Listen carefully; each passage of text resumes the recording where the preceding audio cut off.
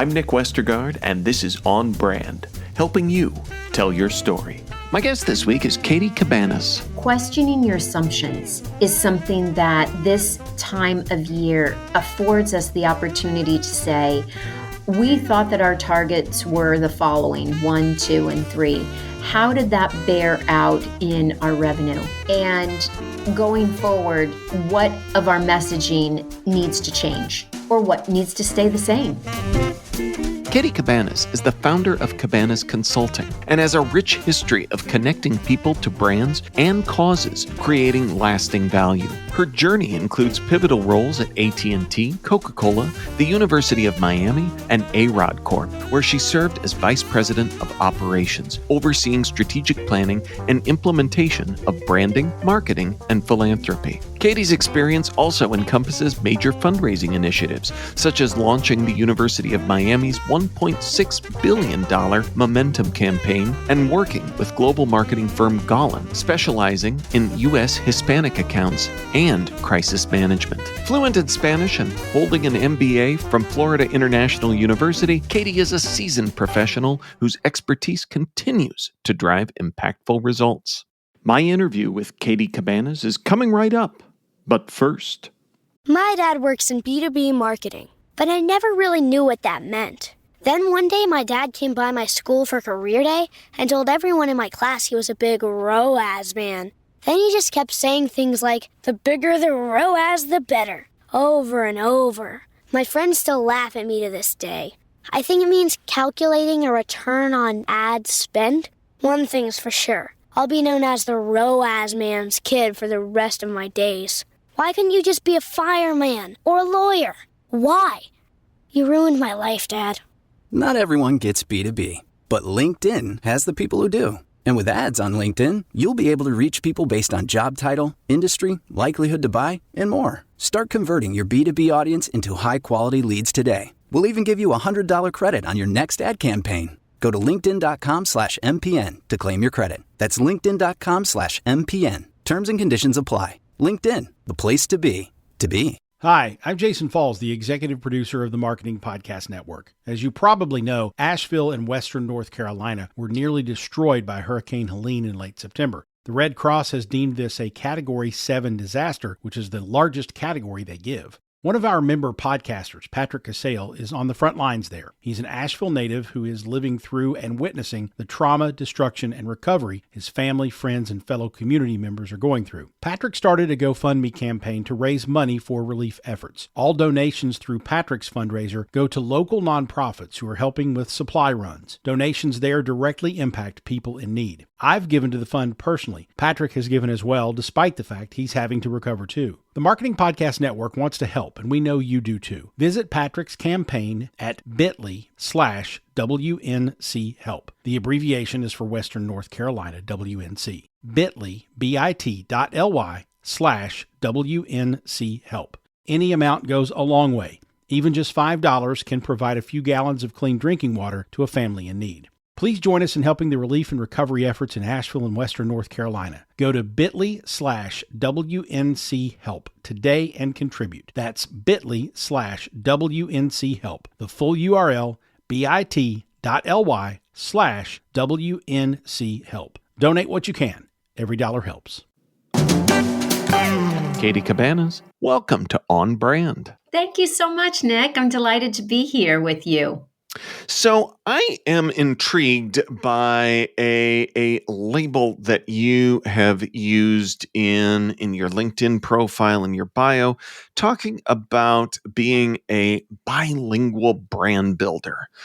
And I feel like I know what obviously that would mean, but talk about the importance of that label. Right. Well, what I have found is, having worked as a marketer in the US and in Latin America, that and I'm based in Miami, as you shared in the intro, and being a bilingual brand builder is focused on certainly US Hispanic markets, but and as a point of reference, that encompasses 19% of our population today, according to Pew. And the population growth that we saw from 22 to 23 71% of that was fueled by Latino growth, population growth. And so it's very much a part of the US market. But what I would also add is that with a sensitivity and understanding a US Latino market, it also goes to helping my clients who are not necessarily focused on bilingual brand building, but really looking at how are you speaking to a wide array of demographics, whether you consider yourself targeting Latinos or not. And that's really important. And so some of those lessons that I learned as I built brands, whether that was in the US or in Latin America, some of those very lessons are as helpful as I work with companies that are not necessarily focused on Latino markets or bilingual markets. Well, and it's that group that I'm sure is probably maybe harder to self-identify. They may be quick to say, "Oh, that's not us," that is targeting that audience expressly.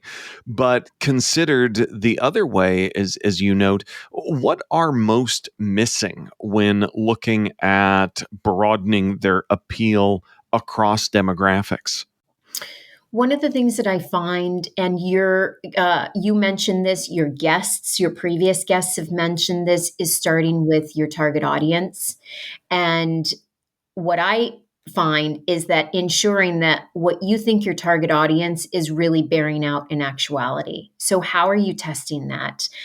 What kind of demographic details do you have? What kind of market research? And then making sure that your messaging is targeted to what's driving your revenue. What are the products or services that are driving revenue? And so when you begin to understand that, then you can appeal to a broader audience. I mean, one example of that that comes to mind is Target. Over the recent years, they have done just a modest foray into some bilingual things. And I mean, if you're talking about 19-20% of the population, that you could say, okay, wait a minute, I don't necessarily need to target Latinos, but I could have some of my merchandise that appeals to somebody who took a couple of years of high school Spanish and they know what bonita means or pretty, and they like that T-shirt and they buy it, and so that's driving revenue from somebody who's not necessarily in the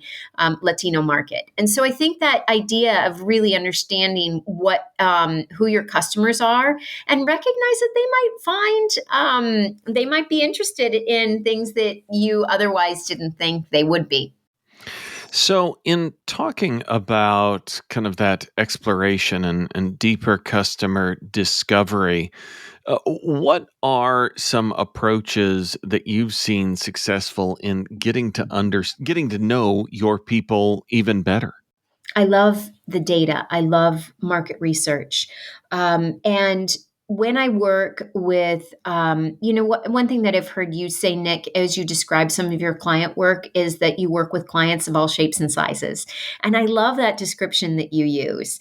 And I too work with a variety of companies. And so, of course, market research is great, but sometimes that feels daunting. And it doesn't need to be. How are you harvesting feedback from social media, for example? How are you looking at the comments? Are you engaging with people there? Perhaps you're a smaller brand, and that makes a lot of sense because that is giving you the opportunity to do some real-time market research. Go back and look at some of your analytics, and then look at your sales numbers and make sure that what you think is your target audience is bearing out as far as those who are purchasing. That's such a good point too on the who we think is our audience versus who's actually buying it. There could be a huge disconnect there as well. Yes. Another thing I'm fond of saying is that so many of us today operate under the assumption that we know what our customers are looking for, but a very small number, a surprisingly small number, a shockingly small number of marketers are actually asking. And you mentioned social media Mhm. as a way of harvesting real-time information, intel. So many times we think that we need to convene a formal focus group.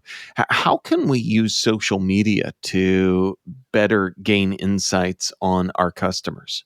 Well, social media is giving us the opportunity. It is the democratization of market research, and that really, to your point, used to be the ground where large advertising agencies had. They were the big dogs, and what social media has done is it has indeed democratized that idea of putting a poll on social media, looking at your analytics, what is liked, what is forwarded, what are the comments that are being made, and then engaging in that dialogue. And that is a great place for a lot of companies, not only to start if they're smaller, but for larger companies to go back and say, okay, wait a minute, who's manning the response desk?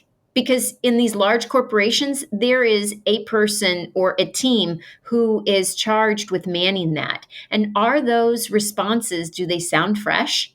And so I think it provides a great opportunity there are a lot of ways that you can pretty easily and swiftly, especially for smaller brands, you're doing a lot of things.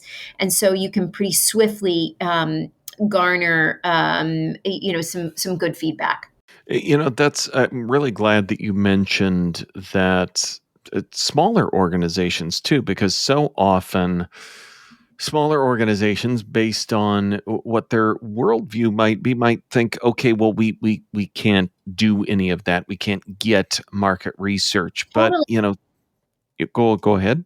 Yeah, no, totally. I totally agree with what you're saying. If it can feel daunting for a smaller organization. Yes. And so they end up not. But with what you just described, it does not have to be that way. There are insights, actionable insights. But I think sometimes we get hung up on thinking that we can't be like the big orgs out there.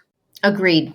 Agreed. And one of the things that when I started my business about 7 years ago, having worked in corporate and with large brands, one of the things that I really love is this ability to work with small brands, and then each year I take 1 to 2 nonprofit clients. Having worked in fundraising and sales in fundraising, in the terms of nonprofit, sales is your fundraising. Oftentimes. And so these smaller organizations need to rely on and build that in, just building that in, that touch, some of those touch points. So they're connecting with their clients or their donors in the case of a nonprofit. On Brand, we'll be right back after this.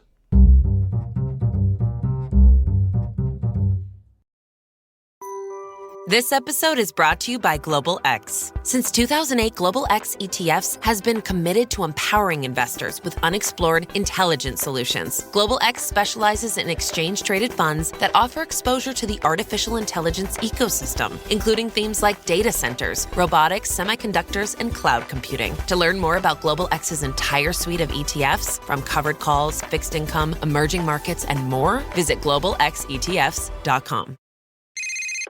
Hey, it's me, the Quenchies. I'm that late afternoon craving you just can't shake. Wait, what's that? Welch's Grape Aid? No! Made with real fruit and no added sugar, nothing answers the call of the Quenchies like Grape Aid. Got the Quenchies? Grab a Grape Aid in your juice aisle. Now, back to the show.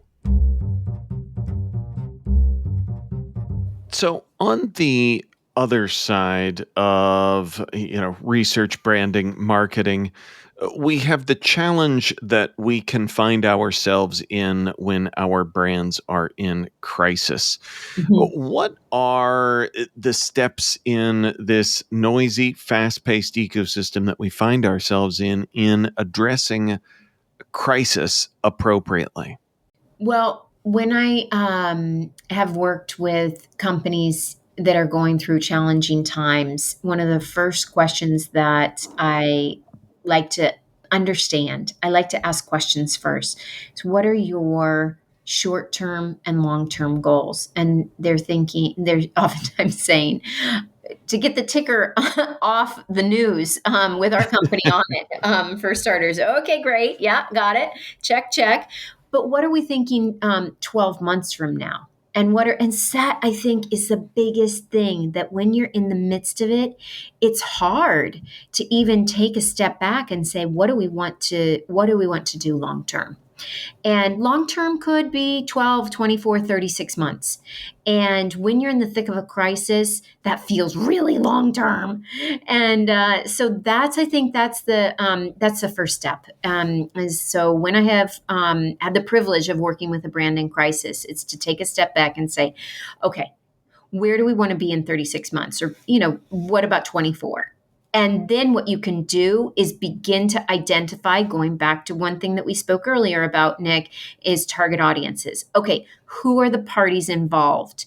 Yes, certainly if your name is on a ticker, the media is a piece of that. But who are the people that you need to touch base with that are closer to you?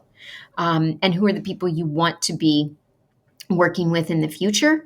And they're going to be looking at how you handle yourself at that point. So having kind of a longer term focus and disciplining yourself to look at that is a great way to put one foot in front of the other. Yeah, I mean, it definitely sounds familiar when you say, wanting our brand off the ticker on the news. But I think really kind of grounding that in terms of your mission, it also makes me think about the role that authenticity plays today. And I feel like we talk about that a lot. We give authenticity a lot of lip service, but we're not always exactly sure how to do authenticity. So, what is key in building an authentic brand today? Sure. Well, when I'm working with my clients, I like to understand that very question, Nick, and to understand what they want their values to be, what their goals are, and is their messaging in line with that? And sometimes it is, and sometimes it isn't. But you always have a chance to course correct. And that's the great thing about the ability to say, I don't know. If you're asked something in a very pointed way, and I don't have the answer right now, but I'm going to find it and get back to you, or acknowledge a misstep. Some of those phrases, they're simple, but they're hard to do for some of us. They're hard to do sometimes, and so asking yourself, okay, where do I need to be authentic? And I'm using that as a synonym for honest in this particular instance, in this particular example. I love just the simplicity of being able to say, I don't know, because I feel like that, as complex a topic as we sometimes make authenticity, it's sometimes best manifested in those simplest of moments when we can be transparent and end up winning big and connecting with people like we wouldn't be able to when we go into it as armored up as we sometimes are. Yep, agreed. I love that analogy of being armored up. It's interesting. I was right now, and when we're recording this, Boeing has a somewhat new CEO who replaced another CEO who was relatively new.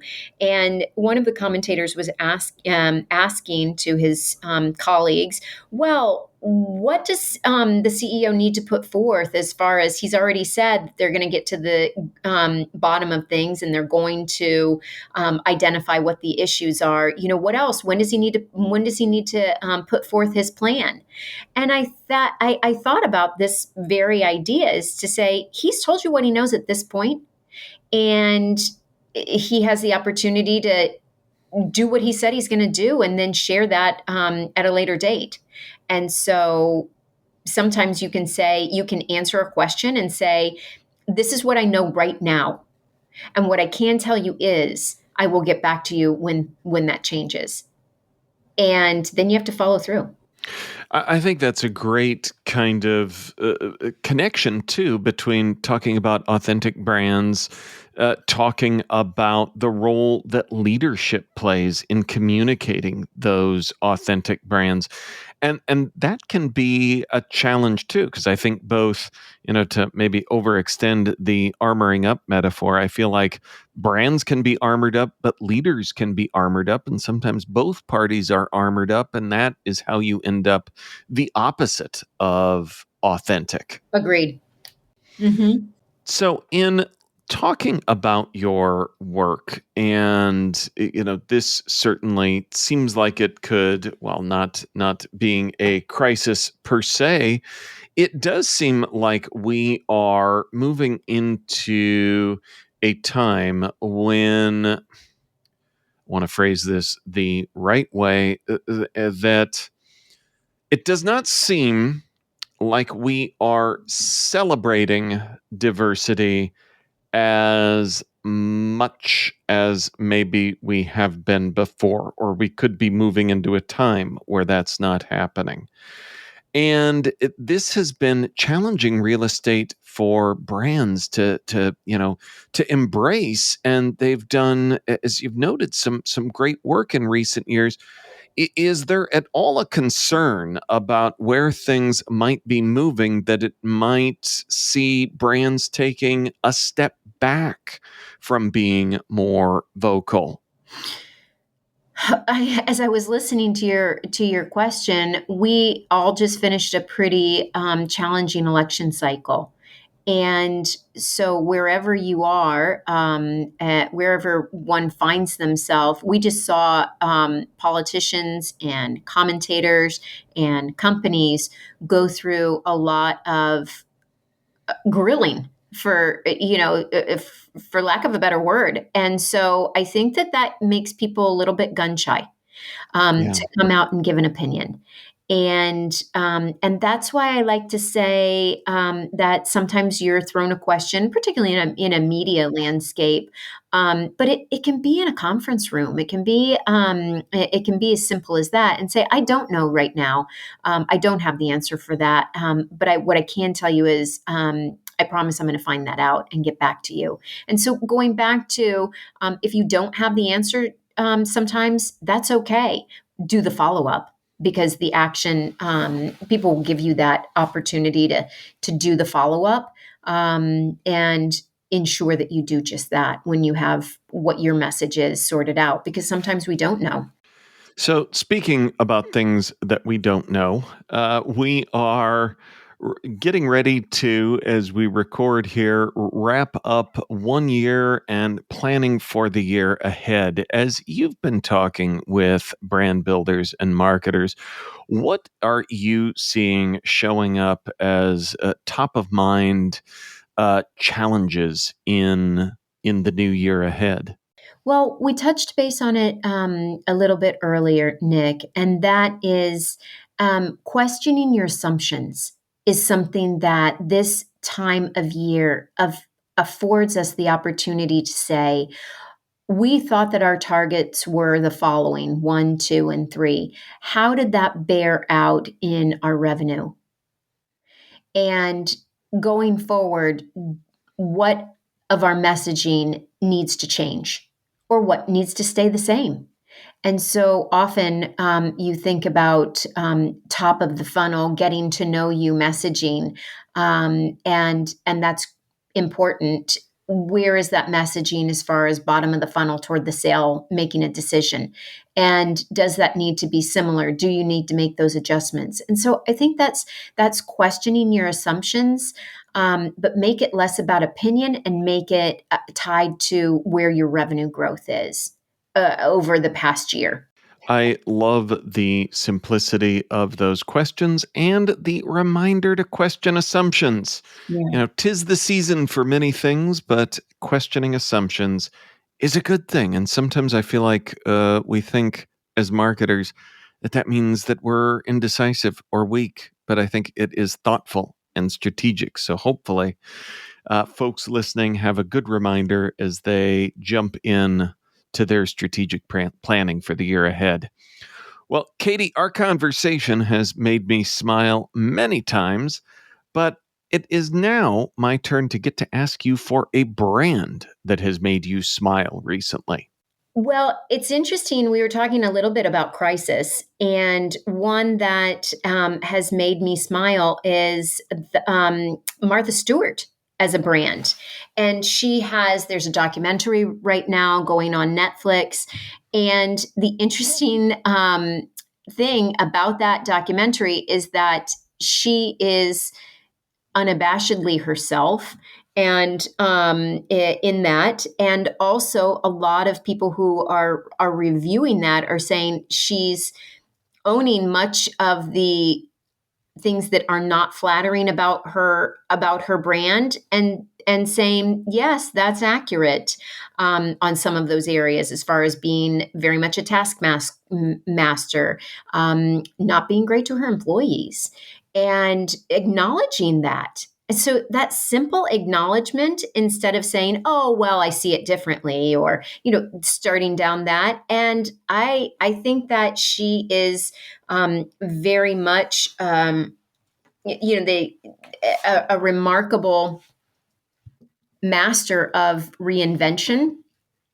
And so that's one that's that has made me chuckle. Is here she is in her 80s, with a documentary, having reinvented herself from Wall Street to the ultimate tastemaker, and now here she has a winning documentary on Netflix. And so I think that's something that's making me chuckle. A great example, a great smile, and a strong brand as well. Right. Katie, where can folks go to learn more about who you are and what you do? Thanks, Nick. So I am on Instagram at Cabanas Consulting, or certainly I am on my website as well, which is cabanas-consulting.com, and would love to connect with people. Send a DM if you listened here, or a question or a follow-up, and I'll be sure to respond. And this has been a lot of fun, Nick. Awesome. Well, we will link up to that in our show notes, which folks can always find at onbrandpodcast.com. Katie Cabanas, thanks for being on brand with us. Thank you, Nick. It was a delight to be here. A lot of fun. Thank you. On Brand is part of the Marketing Podcast Network. If you like what you're hearing, if we've made you smile, you can always listen free on Spotify, Apple Podcasts, or whatever your favorite platform may be. And please take a moment and rate and review the podcast to help others find the show. Until next week, I'm Nick Westergaard, and I'll see you on the internet.